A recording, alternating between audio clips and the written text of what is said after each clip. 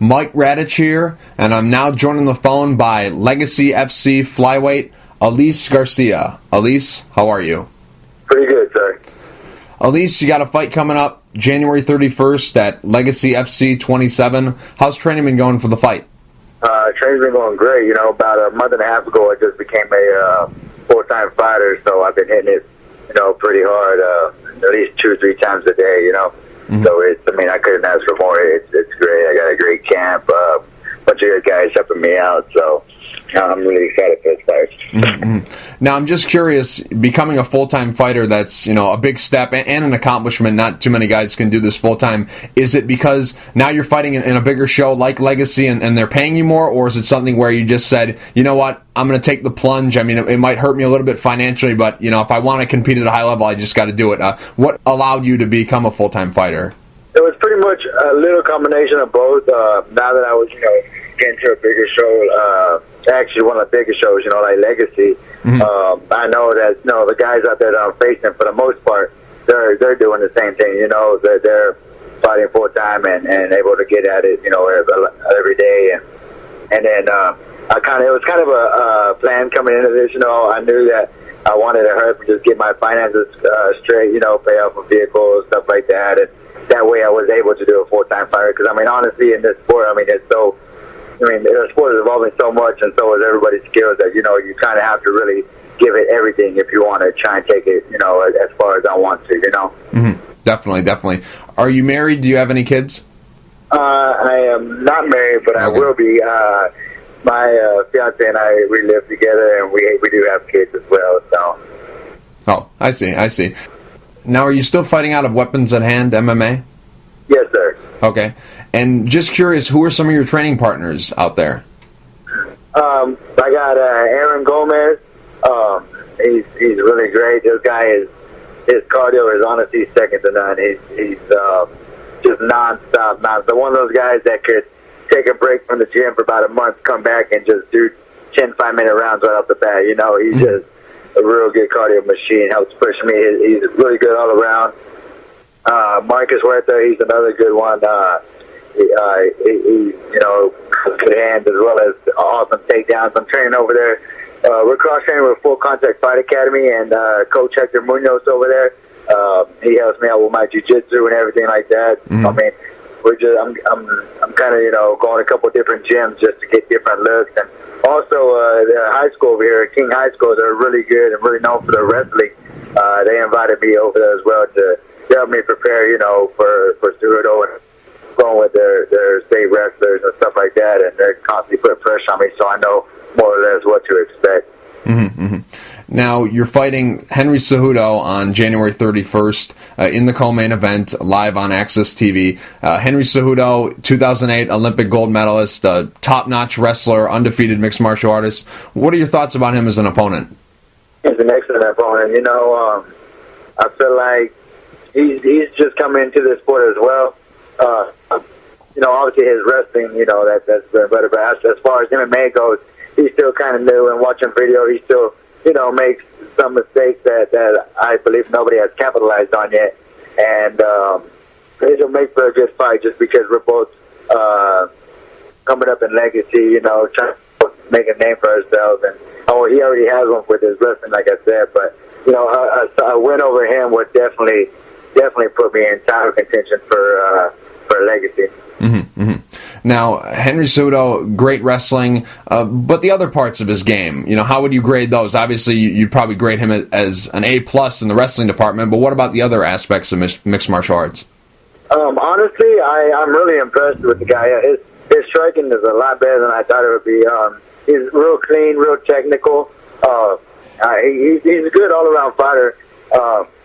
His submissions, I've looked at a lot of his video. He doesn't really go over them too much.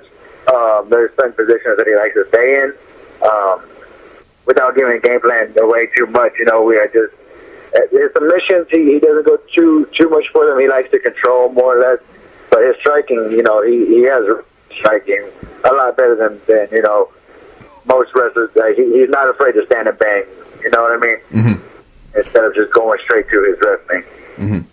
You mentioned there that you don't want to give away the game plan, but is the game plan kind of obvious that you want to keep the fight standing and knock him out, and he wants to take you to the ground and pound you out? Is that pretty? I definitely, want to keep it standing, but I'd be a fool to think, I'm not going to get taken down. Especially somebody with his caliber. So we've been working on a lot of different things for when that happens. It's inevitable. With an Olympic wrestler, you're going to get taken down, but it's just what you do from there and how you respond to it and how you react to it. So, But yeah, definitely the game plan is, I'd like to stand with the guy, but I don't know. I'm definitely going to mix it up. You might see me, get a takedown on him real quick. You never know. Definitely. Now, with that being said, have you been working more on wrestling defense to stop the takedowns, or have you been working more from off your back, working for submissions if he does take you down? Really both. I've been obviously, training not to get taken down, but again, like you said, he likes to stack people and everything, so we're working from, worst positions possible, what he likes to do, you know what I mean? Just working out definitely off the back, and what submissions, are kind of high probability submissions to pull off, as well as just getting back to my feet, Now, what do you think his camp's telling him to do against you in this fight? Honestly, I try to, in all my fights, how do you say this? I'm more of a game planner, so I feel like I'm well rounded in every aspect. I don't feel like I've fought the same in any one of my fights, so if he seems good on me, honestly, he knows, I'm not sure going against him, he knows that his opponents want to keep it standing, with his background, but as far as actually, looking at video, I've done different things. It's not really something I kind of make habit in all my fights, just because, like I said, I like to fight against my opponent's weaknesses, so I'm constantly changing, constantly trying to evolve, moving different ways, Sometimes I'll, depending on who it is, I'll be aggressive going forward, or I might just counter fighter, you know what I mean? It's just, so honestly, what his coaches are telling him is, other than keep trying to take me down, I don't know, Again, without giving away your game plan, what's something that maybe you or your coaches have said, for me to win this fight, I can't let him do this, I can't allow this to happen, I need to be doing this, is there anything that you've said, anything that you've set for yourself as the key to getting a victory on January 31st? Yes, obviously just wrestling, I can't allow myself to get in a wrestling match with him, pretty much.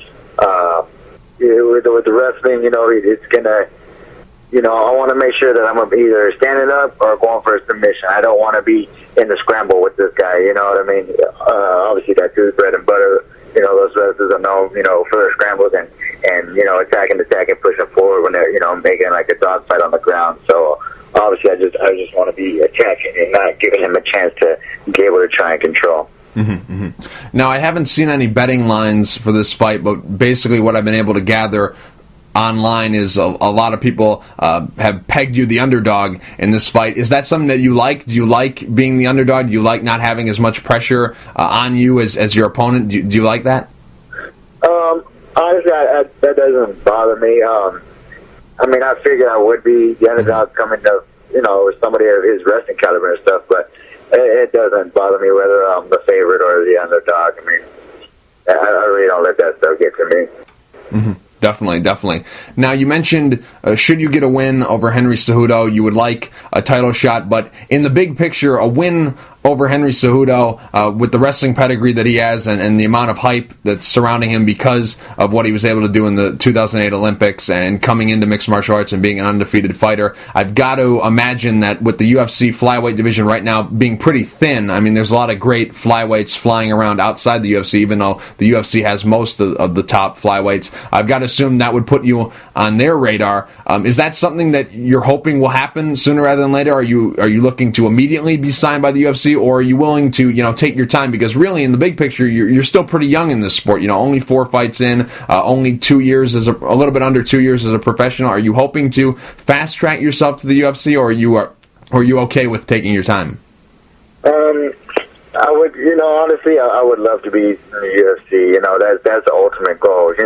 That's way I look at it is if, just getting my foot in the door and being there, even if I get there as quick as possible, that's fine with me. Like I said, I'm like you said, I'm to the sport, but being able to do this full time now, I'm able to just go to different gyms. I've been a couple different gyms already, just up in South Texas, and then went up a little northern to train for this fight.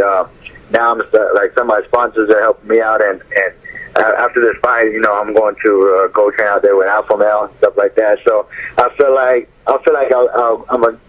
I'll be where I need to be for the show faster than later, sooner than later. So why wait?